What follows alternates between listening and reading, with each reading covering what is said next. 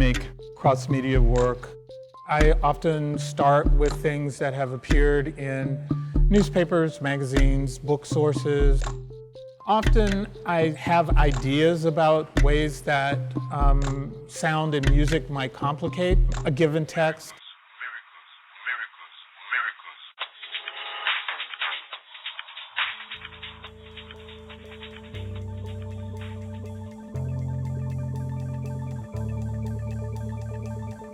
So this is Killer Mike Karaoke, and the track is going to begin. I thought it might be interesting to kind of do a one-to-one comparison between the lyric content and what it would look like when it was kind of visualized.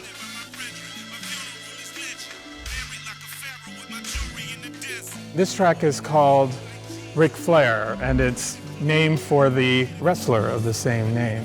I remember actually seeing him perform as a kid.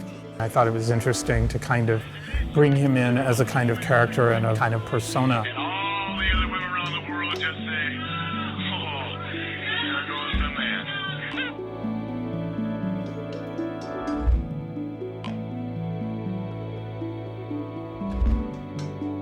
man. This is before and after the studio.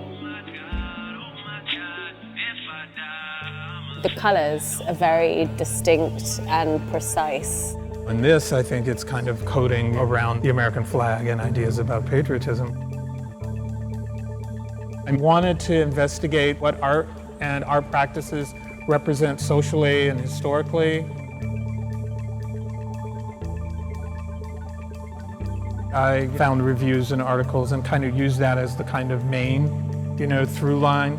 Some of the issues that it might bring up were things that were currently of great interest.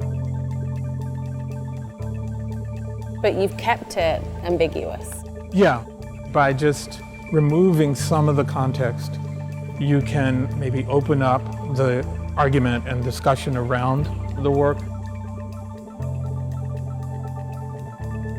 I tend to work more from kind of conceptual propositions to use text as a kind of way of encouraging people to use their imagination and memory. That always kind of fascinates me.